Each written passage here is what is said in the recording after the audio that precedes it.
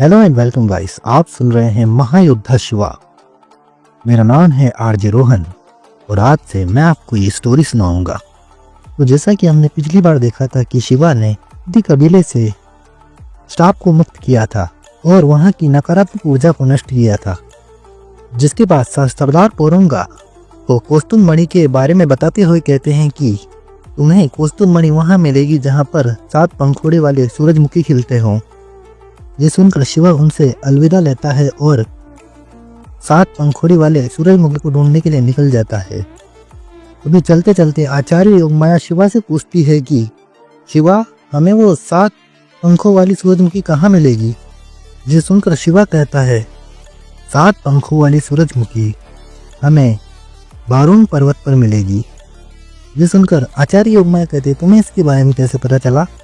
जिस पर शिवा बताता है कि मुझे सम्राट रेन भार्गव ने बताया था कि ऐसी पंखुड़ी और सूरजमुखी में 7 अलग प्रकार की किरणें उत्सर्जित करती हो, वो केवल बारून पर्वत पर ही मिल सकती है। और नीलावंती कबीले से जो मुझे ताड़पत्री मिली है उसमें भी यही लिखा है। उनकर आचार्य योगमाया शिवा से कहती है कि ये 7 पंखुड़ी वाला सूरजमुखी तो काफी रहस्यमय लगता है। जिस पर शिवा कहता है ताड़पत्रियों की माने तो 7 पंखुड़ी वाला सूरजमुखी सफेद होता है, लेकिन जब उस पर सूरज की किरणें पड़ती है तो वो 7 रंग से चमकने लग जाता है, जैसे कोई इंद्रधनुष हो। और ये बातें करते करते आचार्य योगमाया और शिवा एक बंजर से गांव में पहुंच जाते हैं, जिसे देखकर शिवा कहता है अरे इस गांव में तो कुछ भी नहीं है। तभी आचार्य योगमाया को एक साधु नजर आते हैं। उन साधु को देखकर आचार्य योगमाया कहती है कि शिवा चलो इनसे पूछते हैं। जिसके बाद आचार्य योगमाया और शिवा दोनों उस साधु के पास जाते हैं, जिसे देखकर गेंडा स्वामी और दिव्य गौड़ भी उनके पीछे पीछे जाने लगते हैं। तभी आचार्य योगमाया साधु से उस गांव के बारे में पूछती है, पर वो आचार्य योगमाया से कहता है बेटी, क्या तुम मुझे थोड़ा सा पानी पिला सकती हो, मैं बहुत दिनों से प्यासा हूँ। सुनकर आचार्य योगमाया अपने स्टोरेज रूम में से पानी की बोतल निकालती है और उस साधु को दे देती है। पानी पीने के बाद वो आचार्य योगमाया से कहता है तुम खुश रहो बच्चा, तुमने मुझे पानी पिलाकर बहुत बड़े पुण्य का काम किया है। सुनकर आचार्य योगमाया कहती है तो साधु जी, अब आप क्या हमें इस गांव के बारे में बता सकते हैं। जिस पर वो साधु कहता है इस गांव का इतिहास काफी पुराना है मेरे बच्चा। गेंडा स्वामी कहता है मुझे तो यहाँ सबसे पुराने आप लग रहे हो। ये सुनकर शिवा कहता है शांत रहो गेंडा स्वामी। तभी वो साधु कहानी शुरू करते हुए कहता है ये कहानी आज से 20 साल पहले की है। इस गांव का नाम है चंदनपुर। इस गांव में कभी बहुत ज़्यादा खुशहाली हुआ करती थी और इसी गांव में एक सुंदर सी वैश्या रहा करती थी। उस वैश्या का नाम था मंदाकिनी। माना जाता था कि मंदाकिनी सबसे सुंदर युवती थी उन सभी वैश्याओं में, और जो उसे एक बार देख लेता था उसे भुला नहीं पाता था। लेकिन उस रात जो हुआ वो दिल दहला देने वाला था। जिस पर शिवा ने पूछा क्या हुआ बाबा। जिस पर बूढ़े बाबा बताते हैं कि उस रात वैश्यालय में एक पागल लड़का मंदाकिनी के कोठे पर आया और उसके साथ काफी बुरे तरीके के संबंध बनाने लगा, जिससे परेशान होकर मंदाकिनी ने उसे मार दिया। जब गांव वालों ने देखा कि ये लड़की अपने कोठा पर लोगों को मार रही है, ये देखकर लोगों ने सोचा कि उसके ऊपर किसी शैतान का साया है। उस लड़की ने उन्हें कई बार समझाने की कोशिश की कि उसके ऊपर कोई साया नहीं है, लेकिन उसे बिना किसी गलती के गांव वालों ने जलाकर मार दिया। इसके बाद उसकी आत्मा क्रोध में पागल हो गई और उसने रक्त पिशाचनी का रूप ले लिया। और एक रक्त पिशाचनी कितनी शक्तिशाली होती है ये तो जानते हैं। और उस रक्त पिशाचनी ने पूरे गांव को श्रापित कर दिया, जिससे इस गांव की भूमि बंजर हो गई। और वो रक्त पिशाचनी आज भी जवान मर्दों को अपने कोठे पर बुलाकर उन्हें बुरी तरह मार देती है। उसकी मोहिनी आवाज़ सुनकर सभी मर्द पागल से हो जाते हैं और उसकी तरफ खींचे चले जाते हैं और वो उन्हें मार देती है। ये सुनकर योगमाया कहती है शिवा, हमें इनकी मदद करनी चाहिए। ये सुनकर शिवा कहता है ठीक है, तो आज रात को मैं जाऊंगा। तभी हमें रात का सीन दिखाया जाता है। गाँव में वो धुन फिर से बजने लगती है जिसे सुनकर एक 17-18 साल का युवा आगे बढ़ने लगता है, जिसे देखकर गांव की सभी महिलाएं कहती है आज तो ये गया, आज ये उस पिशाचने के हाथों नहीं बचेगा। तभी उस लड़के को जाते हुए शिवा देख लेता है। ये देखकर दौड़ते हुए शिवा उसके पास जाता है और उससे कहता है, ओए लड़के कहाँ जा रहे हो? वो लड़का कहता है, मेरी प्रेमिका मुझे बुला रही है, मुझे उसके पास जाने दो।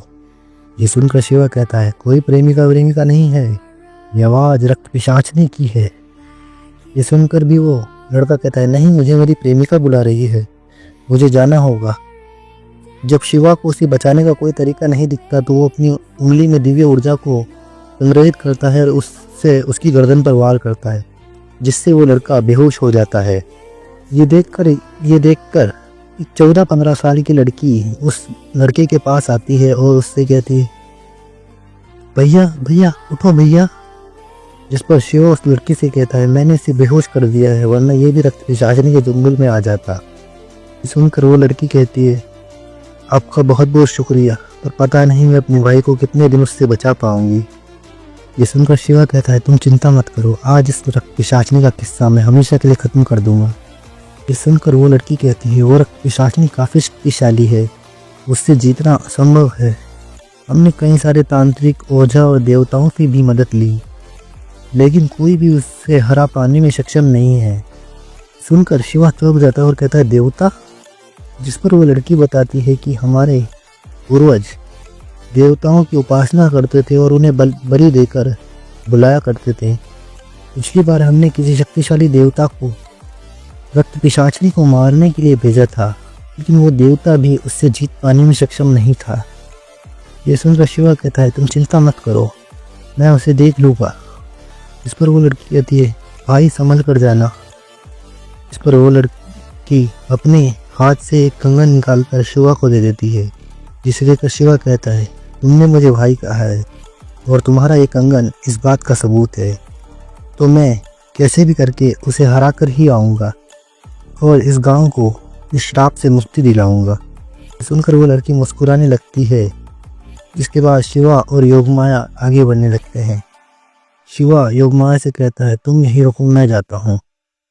ये सुनकर योगमाया कहती है, लेकिन वो काफ़ी खतरनाक है शिवा। ये सुनकर शिवा कहता है, तुम्हें मुझ पर भरोसा है ना योगमाया? जिस पर योगमाया कहती है, हाँ शिवा, मुझे तुम पर पूरा भरोसा है। ये सुनकर शिवा कहता है, तो मुझे जाने दो। सुनकर गेंडा स्वामी भी कहता है, योगमाया, शिवा को जाने दो, क्योंकि एक शिवा ही है जो अब इस रक्त पिशाचनी से हमें बचा सकता है और तुम्हें डरने की जरूरत नहीं है, मेरे शिवा भाई काफ़ी ज़्यादा शक्तिशाली हैं। ये सुनकर योगमाया शिवा से कहती है, ठीक है तुम जाओ। अभी गेंडा स्वामी कहता है, उसकी खूबसूरती देखकर फिसल मत जाना शिवा भाई।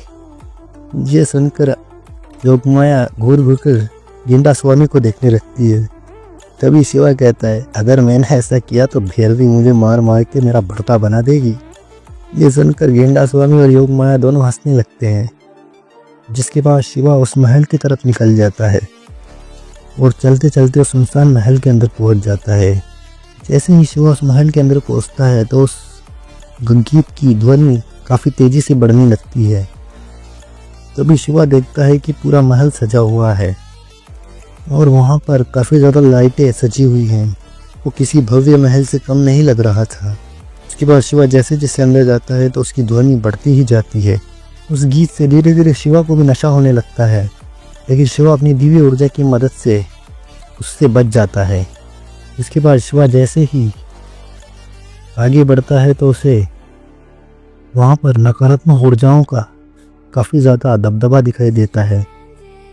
जिसके बाद शिवा आगे बढ़ता है और उसे एक कमरे में एक सुंदर सी महिला दिखाई देती है, जिसे देखकर शिवा कहता है, मानना तो पड़े, सच में काफ़ी सुंदर है।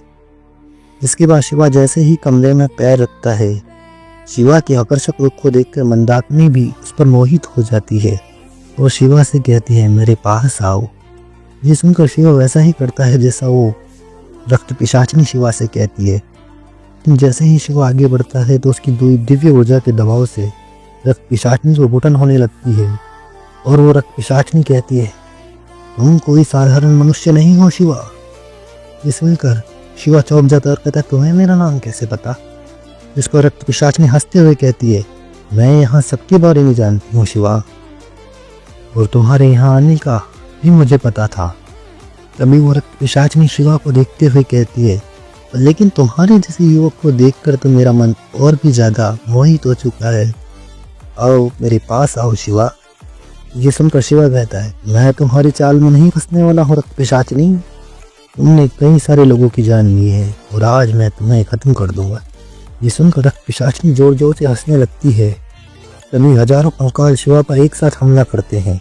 ये देखकर शिवा अपने आसपास दिव्य बिजली को एकत्रित करता है और दिव्य धनुष का आवाहन करता है, जिसके बाद शिवा उस पर दिव्यास्त्र को चढ़ाता है और भयंकर वज्र जैसी ध्वनि उस दिव्यास्त्र से निकलने लगती है। शिवा जैसे ही उस दिव्यास्त्र को उन कंकालों पर छोड़ता है तो सभी कंकाल उस दिव्य शक्ति की ऊर्जा से जलकर भस्म हो जाते हैं। जिसके बाद हमें दिखाया जाता है कि शिवा ने अपने एक ही दिव्यास्त्रों से हजारों कंकालों को युद्ध में मार दिया। ये देखकर रक्त पिशाचनी भी अचंभित हो जाती है कि शिवा इतना ज्यादा शक्तिशाली कैसे हो सकता है। तभी रक्त पिशाचनी अपने भयानक रूप में आती है, जिसे देखकर शिवा हंसते हुए कहता है अब तो तुम्हें कोई फ्री में भी ना ले। ये सुनकर रक्त पिशाचनी और भी ज्यादा क्रोधित हो जाती है और शिवा पर अपने नाखूनों से हमला करती है।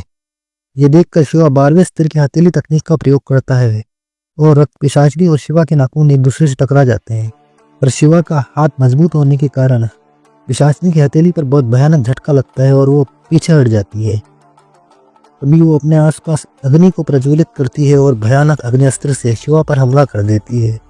ये देखकर शिवा जल चक्र को सक्रिय करता है और उससे एक खतरनाक सिंह वानर को प्रकट करता है।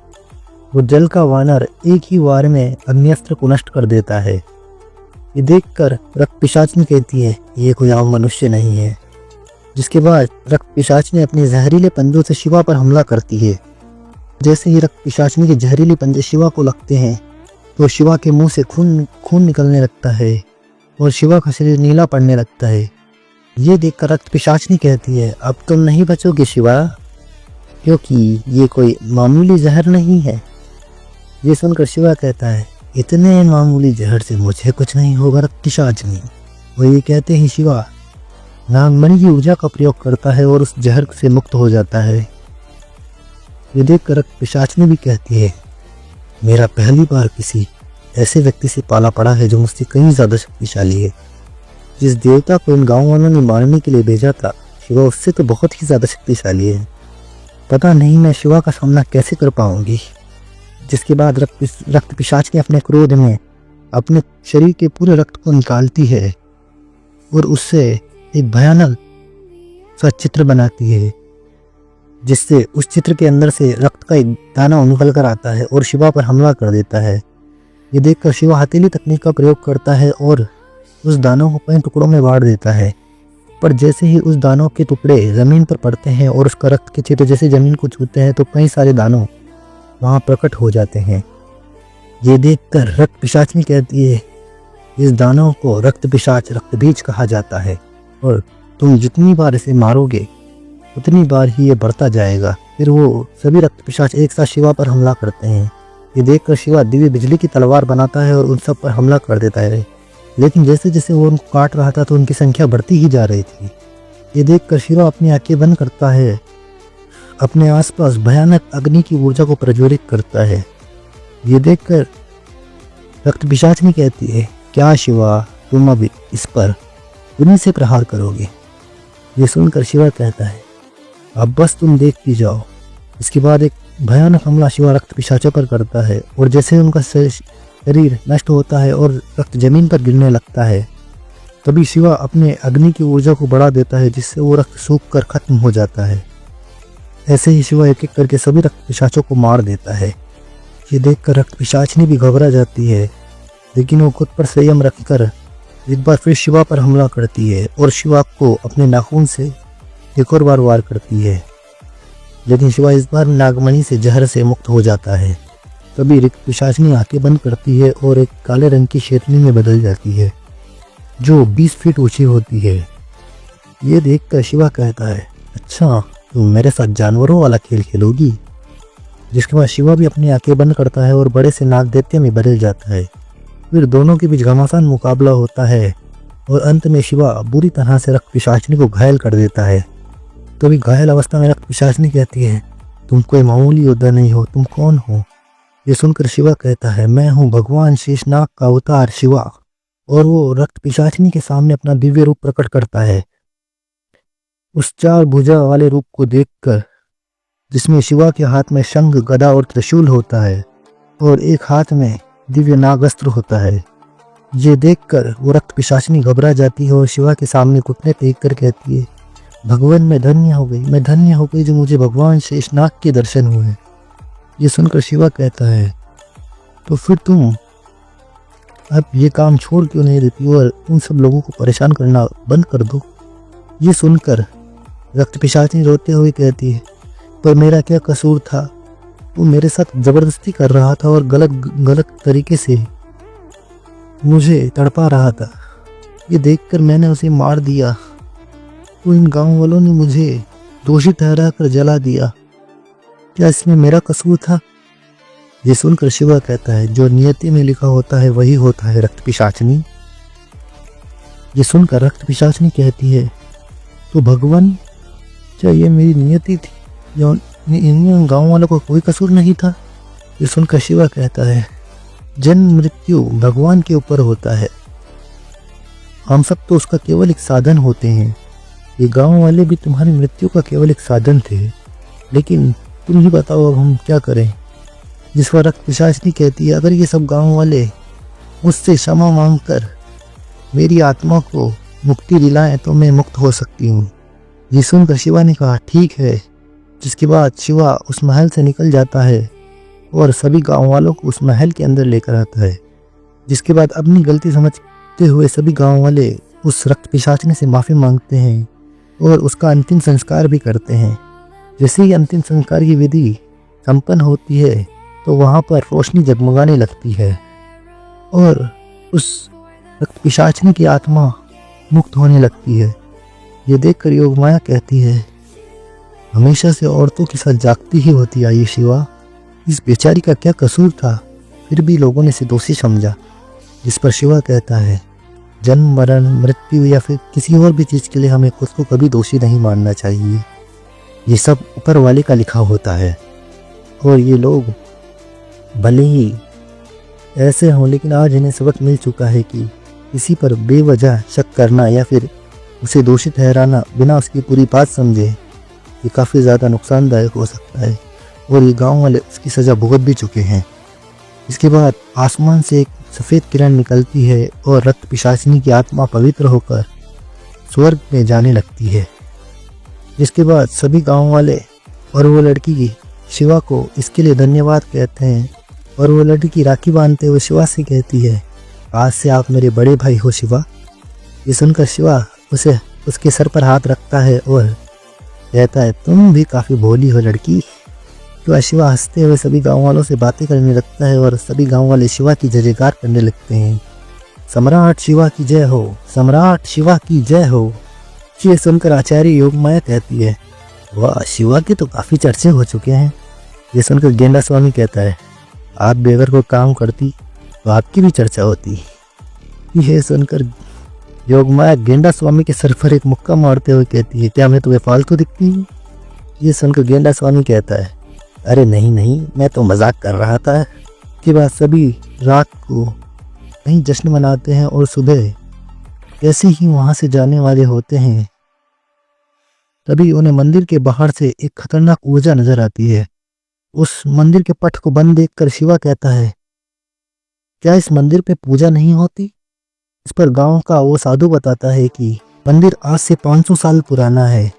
यहाँ पर एक दिव्य नागमणि है, लेकिन आज तक जो भी इस मंदिर के अंदर गया है वो जिंदा बचकर नहीं आया है।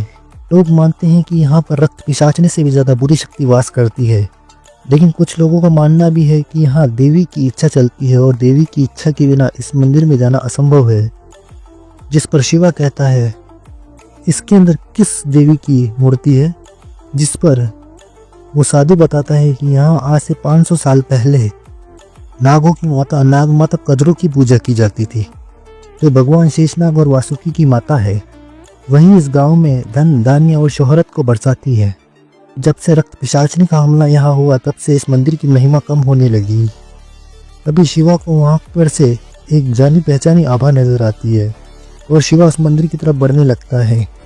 एक गांव के लोग उसे रोकने की कोशिश करते हैं, लेकिन वो साधु कहता है नहीं नहीं, शिवा को जाने दो। शायद शिवा इस मंदिर के रहस्य को खोल पाए। के बाद शिवा उस मंदिर की ओर जाने लगता है। तो क्या होगा आगे? कैसे जाएगा शिवा उस मंदिर में और क्या रहस्य है उस मंदिर का? क्या रहस्य है माता कद्रू का?